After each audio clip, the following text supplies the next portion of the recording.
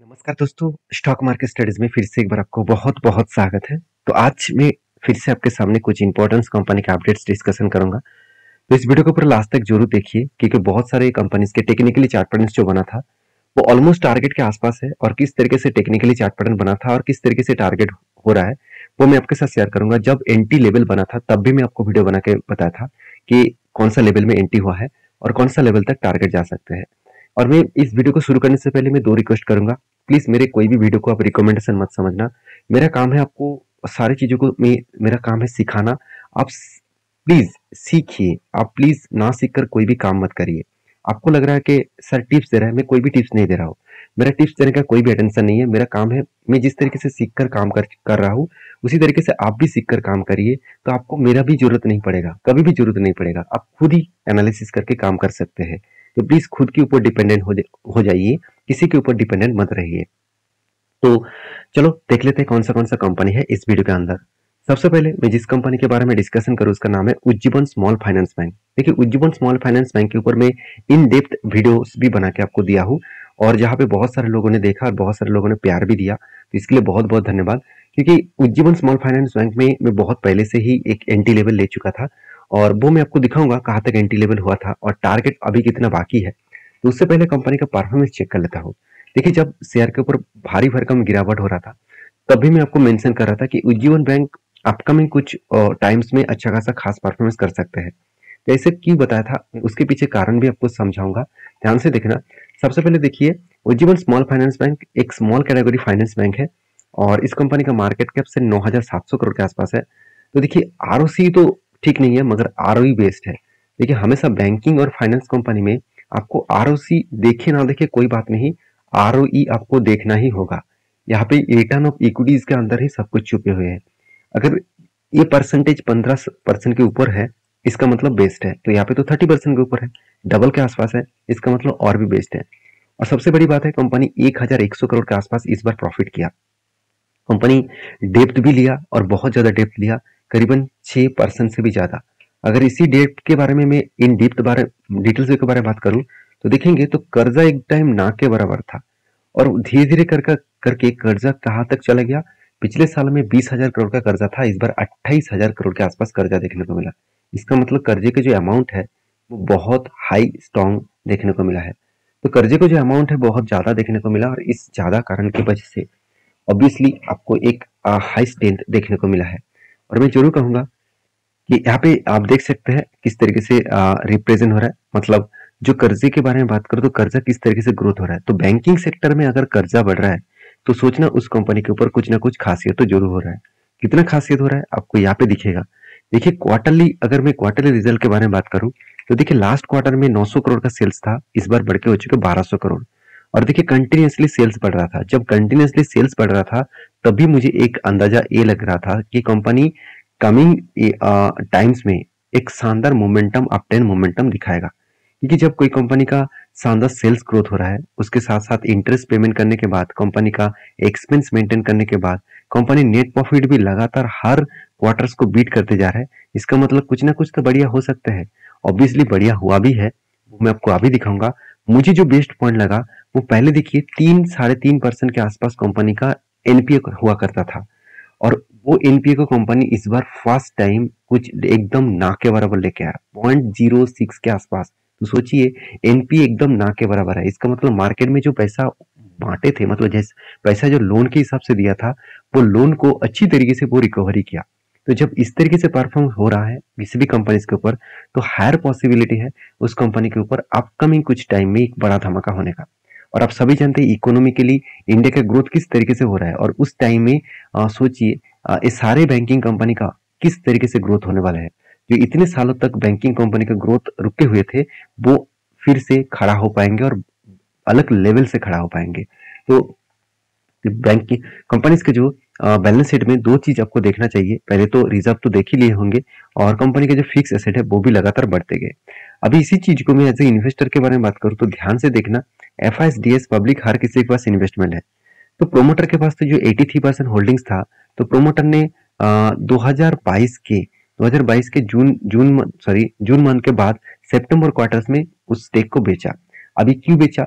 क्योंकि देखिए सेबी के रूल्स के हिसाब से आपको एक बात याद रखना है कि 75% से ज्यादा कोई भी प्रोमोटर के पास होल्डिंग नहीं होना चाहिए, और 75% के ऊपर अगर होल्डिंग है तो उसको बेचना पड़ेगा। और अगर कस्टमर को बेचेंगे वो तो डायरेक्टली मार्केट में नहीं बेच पाएंगे, डायरेक्टली मार्केट में बेचेंगे तो वो मार्केट क्रैश हो जाएगा। तो इसलिए वो ऑफर फॉर सेल्स के माध्यम से बेचते हैं। वो कस्टमर को ये बताता है कि मेरे शेयर में आपको डिस्काउंट में बेचना चाहता हूँ, आप अगर आप खरीदना चाहते हैं तो जरूर खरीदारी कर लीजिए। इस तरीके से कुछ काम चलते रहते हैं। तो मैं इस कंपनी के ऊपर बहुत बुलिश हूँ, क्योंकि इस कंपनी का अगर मैं डिलीवरी रिपोर्ट भी दिखा दूं तो लास्ट कुछ फ्यू डेज में कंपनी के ऊपर डिलीवरी देखिए लगातार लगातार बढ़ते चले गए। अभी इस डिलीवरी के परसेंटेज दिखा दो, देखिए लास्ट कुछ फ्यू डेज में कंटिन्यूसली यहाँ पे डिलीवरी क्या हो रहा है, बाइंग 10 में देखने को मिला है 50%, 47%, 55%, 57% के आसपास। तो ओवरऑल इस कंपनी के चार्ट पैटर्न के बारे में बात करूं तो मैंने जो ट्रेड आपको मेंशन किया था कुछ इस तरीके से ट्रेड था। पहली बात, कंपनी एक अपट्रेंड जैसे मूवमेंट दिखाया था। दूसरी बात, यहाँ पे क्या हुआ, यहाँ पे शोल्डर कम हेड कम शोल्डर बना था, और इस तरीके से पैटर्न्स को बोला जाता है reverse head and shoulder patterns.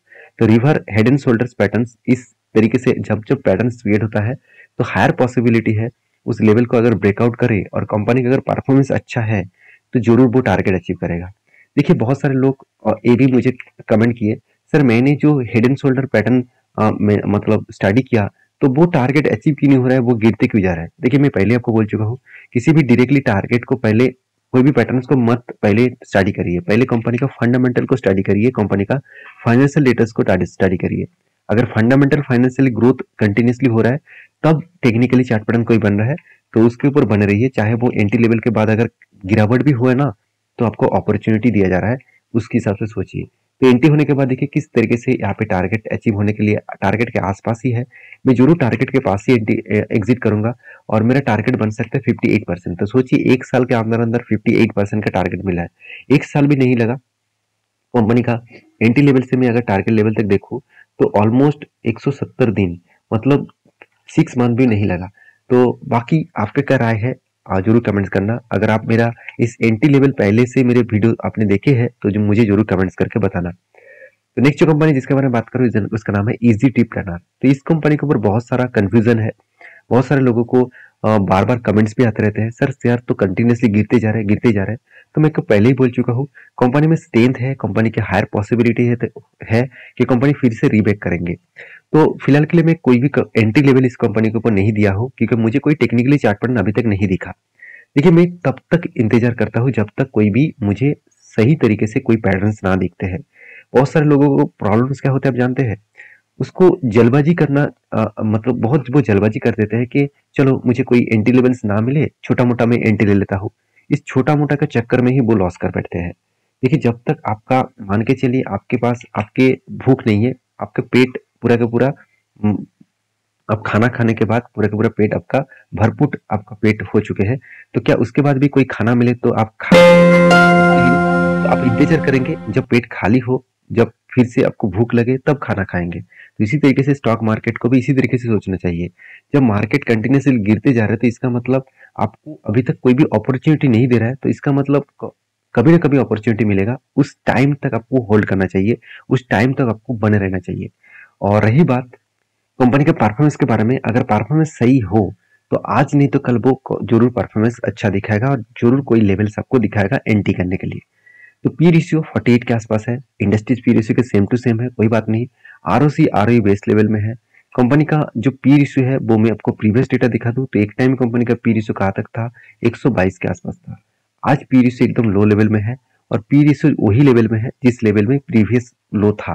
Previous लो कब था, 2021 के दिसंबर 2022 के मार्च मंथ में कंपनी का पी रेशियो 50 के आसपास था, वही लेवल में कंपनी फिर से आ चुके हैं। तो कंपनी के जो प्रॉफिट एंड लॉस है उसके बारे में बात करूं तो कंपनी के सेल्स लगातार लगातार बढ़ते चले गए, कंपनी के एक्सपेंस भी कंपनी कंट्रोल में रखे और कंपनी का देखिए प्रॉफिट भी अच्छा खासा हुआ। और एक चीज ध्यान देना, पहले कंपनी का सेल्स बहुत अच्छा हुआ करते थे, जैसे 1000 करोड़ 800 करोड़ तो इस तरीके से सेल्स हुआ करता था। और आज देखिए कंपनी का सेल्स कितना कम है। तो यही आपको मन में क्वेश्चन आएगा कि सर तब अच्छा खासा सेल हो रहा था तो आज सेल कम हो रहा है तो कंपनी तो इसीलिए शायद गिर रहा है। बिल्कुल नहीं, तब सेल्स अच्छा होने के बाद भी कंपनी के एक्सपेंस देखिए कितना बड़ा था, इसलिए कंपनी का प्रॉफिट मार्जिन एकदम कम हो गया था। आज कंपनी का सेल्स कम है मगर एक्सपेंस कम और भी कंट्रोल में है, इसके चलते कंपनी का प्रॉफिट लगातार बढ़ते जा रहा है और इसी का फायदा आपको आज नहीं तो कल जरूर दिखेगा। कंपनी का एज ए इन्वेस्टर, देखिए इन्वेस्टर प्रोमोटर से लेकर एफएसडीएस पब्लिक हर किसी के पास छोटा मोटा होल्डिंग्स है। सबसे ज्यादा होल्डिंग्स प्रोमोटर के पास है, उसके बाद ज्यादा होल्डिंग्स पब्लिक के पास है। क्योंकि कंपनी थोड़ा सा रिक्सी कंपनी है और एक स्मॉल कैप टाइप कंपनी है, तो इंस्टीट्यूशन उतना ज्यादा रिस्क नहीं लेना चाहता। तो इसलिए कंपनी के ऊपर देखिए लगातार लगातार जिस तरीके से वॉल्यूम क्रिएट हो रहा है, ध्यान से इस चीज को देखना। इस तरीके से वॉल्यूम तब क्रिएट होता है जब कोई शेयर के ऊपर अपकमिंग कुछ टाइम्स में एक मैसिव जंप देखने को मिल सकता है। तो देखिए कंटिन्यूसली यहाँ पे वॉल्यूम हो रहा है, अच्छा खासा एक स्टेन वॉल्यूम देखने को मिला है। अभी इस वॉल्यूम के बारे में मैं डिस्कशन करूँ तो एक चीज आप नोटिस करना कि कंटिन्यूसली यहाँ पे तेजी हो रहा था, कहाँ से, इस रेंज के बाद, इस रेजिस्टेंस को ब्रेकआउट करने के बाद ही तेजी देखने को मिला और वहां से करेक्शन हुआ है। तो जो फर्स्ट रेजिस्टेंस कंपनी के ऊपर बना था वही कंपनी के लिए एक सपोर्ट बन रहा है। तो अगर इस सपोर्ट लेवल को वो ब्रेक डाउन करते हैं, मतलब इस सपोर्ट लेवल को वो तोड़ते हैं, देखिए पहली बात एक ऊपर में एक रेजिस्टेंस फेस कर रहा है, उस रेजिस्टेंस को वो ब्रेक नहीं कर पाया। यहाँ पे ब्रेक तो किया मगर वहां पर रिट्रेसमेंट करके अगर फिर से ब्रेकआउट करे तो एक बड़ा सा एंटी लेवल बन सकते हैं। तो मैं उस टाइम के लिए इंतजार कर रहा हूँ, उस डेट के लिए इंतजार कर रहा हूँ और मुझे नहीं लगता इतना जल्द से जल्द वो ब्रेकआउट करेगा। मुझे लगता है फिर से करेक्शन हो सकते हैं और इस रेंज तक आ सकते हैं। अभी देखा जाएगा क्या होने वाला है, तो मैं इंतजार करूंगा, जब कोई मौका मिले तो आपके साथ जरूर शेयर करूंगा। नेक्स्ट जो कंपनी जिसके बारे में बात करूं उसका नाम है IRFC, Indian railway finance corporation. देखिए इस कंपनी अभी हर किसी के चर्चे में है। जब कंपनी भाग नहीं रहा था, जब RBNL जब कंपनी कंटिन्यूसली भागते जा रहे थे, तब मुझे बहुत सारे कमेंट्स आ रहा था कि सर IRFC कब भागेगा। मैं तब भी आपको वीडियो बना के यही बता रहा था कि आज नहीं तो कल उसके ऊपर धमाका दिखेगा, क्योंकि उस मतलब उसके ऊपर डिपेंड करके ही ये सारे कंपनीज भाग रहा है। RBNL और साथ ही साथ रेलटेल, साथ ही साथ देखा है तो IRCTC, सारे कंपनीज के ऊपर एक पॉजिटिव मोमेंटम देखने को मिला है और IRFC कंपनी आज नहीं तो कल वो अच्छा खासा परफॉर्मेंस जरूर दिखाएगा, क्योंकि सारे कंपनीज जो फाइनेंस मतलब करते हैं, इतने सारे रेलवे कंपनी है जो फाइनेंस के ऊपर डिपेंडेंट है, वो किसके ऊपर है, IRFC के ऊपर। IRFC एक फाइनेंस कंपनी है, वो डायरेक्टली इस जितने सारे रेलवे कंपनी है उसको डायरेक्टली और इनडायरेक्टली वो उसको फाइनेंस देते हैं। तो सोचिए इस कंपनी का स्ट्रेंथ कितना अच्छा है। कंपनी 8.5% के आसपास कर्जा लेकर बैठे हुए हैं। इतना बड़ा कर्जा लिया। फाइनेंस कंपनी का एक पॉइंट मुझे अच्छा लगता है, कंपनी 100% खुद का जो पैसा है वो लोन के हिसाब से बांट सकते हैं। तो ये कंपनी बैंक ये सेक्टर के लिए रिक्सी भी है और एक प्लस पॉइंट ऑफ व्यू से देखा है तो एक प्लस पॉइंट भी है, क्योंकि कंपनी का ऊपर जो 100% का जो ग्रोथ है, वो 100% का ग्रोथ आपको कुछ मतलब 100% जो पैसा वो निवेश करते हैं वो हमेशा कोशिश कर रहे हैं कि उस पैसे को अच्छी तरीके से वो मार्केट से उठा पाए। तो कंपनीज के जो मार्केट से उठा पाने का जो नजरिया है वो मैं आपको यहाँ पे दिखाऊंगा। मैं कंपनीज के डिटेल्स के बारे में बात करूँ तो मैं आपको यहाँ पे डेटा दिखा सकता हूँ। कंपनी के जो सबसे बड़े जो फाइनेंस सेक्टर के ऊपर कंपनी का जो एसेट है, आप ध्यान से इस चीज को देखना। कंपनी का कैश एंड कैश इक्विपमेंट कितना है, पिछले सालों की तुलना से कंपनी का कैश इक्विपमेंट थोड़ा सा कम हुआ और कंपनी का बैंक बैलेंस जो है वो कितना है, वो 1200 करोड़ के आसपास है। पिछले बार 1500 करोड़ के आसपास था। और यहाँ पे देख सकते हैं कंपनी का फाइनेंस जो इंस्ट्रूमेंट है वो पिछले सालों की तुलना से इस बार कंपनी का ग्रोथ ज्यादा देखने को मिला। अभी यही चीज को यहाँ पे मैं आपको दिखा दूं कि कंपनी कंटिन्यूसली क्या कर रहा है, खुद का सेल्स को अलग लेवल से इंक्रीज करते जा रहा है। तो पिछले सालों का जो सेल्स था उससे भी ज्यादा सेल्स इस बार देखने को मिला और उस सेल्स करने के बाद कंपनी का जो प्रॉफिट मार्जिन है वो भी यहाँ पे ज्यादा देखने को मिला। तो कंपनी का ऑपरेटिंग जो प्रॉफिट है वो कितना बढ़ चुके हैं, करीबन करीबन 100%। तो कंटिन्यूसली जब कोई कंपनी 100% उसका ऑपरेटिंग प्रॉफिट मार्जिन को दिखा रहा है तो उस कंपनी के ऊपर हाई स्टेबिलिटी स्ट्रेंथ है, जहाँ पे एक हाई ग्रोथ होने का चांसेस है। तो मैं ये बात कहूंगा एज ए इन्वेस्टर, प्रोमोटर से लेकर एफएसडीएस पब्लिक हर किसी ने इस कंपनी के ऊपर निवेश करके रखे हैं। तो कंपनीज के में अगर चार्ट पैटर्न्स के बारे में बात करूं उससे पहले कंपनीज के ऊपर डिलीवरी के बारे में बात करूं तो कंपनी के डिलीवरी उतना ज्यादा देखने को नहीं मिला। इसका मतलब कंपनी जो लगातार लगातार भागते ही जा रहा है उसके ऊपर प्रॉफिट बुकिंग का चांसेस बहुत ज्यादा है। हायर लेवल में कंपनी के ऊपर में एक ट्रेड भी मेंशन किया था, यहाँ पे शोल्डर कम हेड कम शोल्डर बना था और एनटी भी यहाँ पे बना थे और उसके बाद यहाँ पे टारगेट बना। और उसके बाद मैंने आपको ये भी बताया कि यहाँ पे कुछ टाइम तक कंपनी होल्ड कर रहा है। इसका मतलब इस लेवल को अगर ब्रेकआउट करे तो एक बड़ा धमाका हो सकता है। तो यहाँ पे मैंने एंट्री लिया और पिवोट लेवल के हिसाब से मैंने टारगेट भी बुक किया। और अभी फिलहाल के लिए कोई भी एंट्री लेवल्स मैं यहाँ पे नहीं लूंगा, क्योंकि कंपनी लगातार लगातार एक फोमो बाइंग किए जा रहा है। कंपनी को कुछ टाइम तक होल्ड करना चाहिए था, एक रेंज में कुछ टाइम तक होल्ड करते और उसके बाद ब्रेकआउट करता तो मैं जरूर एंट्री लेता। तो फिलहाल के लिए मैं कोई भी एंट्री नहीं लूंगा, क्योंकि इस तरीके से बाइंग करूंगा तो फोमो बाइंग हो जाएगा, फियर ऑफ मिसिंग बाइंग हो जाएगा, जहाँ पे हायर चांसेस है लॉसेस होने का।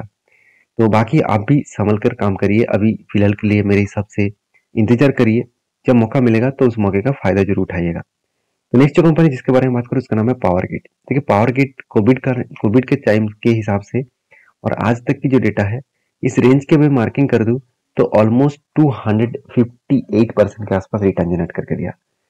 258% के आसपास रिटर्न जनरेट करके दिया, इसका मतलब कंपनी में एक हाई स्ट्रेंथ देखने को मिला।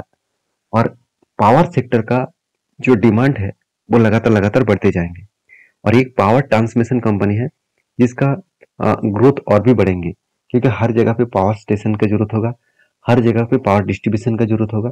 तो पावर जितने सारे ट्रांसमिशन कंपनी है वो कंपनीज को अच्छा खासा ग्रोथ होने वाला है। तो इसीलिए इस कंपनी ने एक बहुत बड़ा अनाउंसमेंट किया, हर 3 शेयर में आपको 1 शेयर बोनस के हिसाब से देने वाले हैं।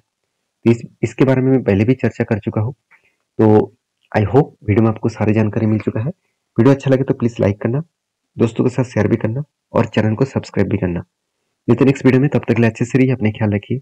धन्यवाद।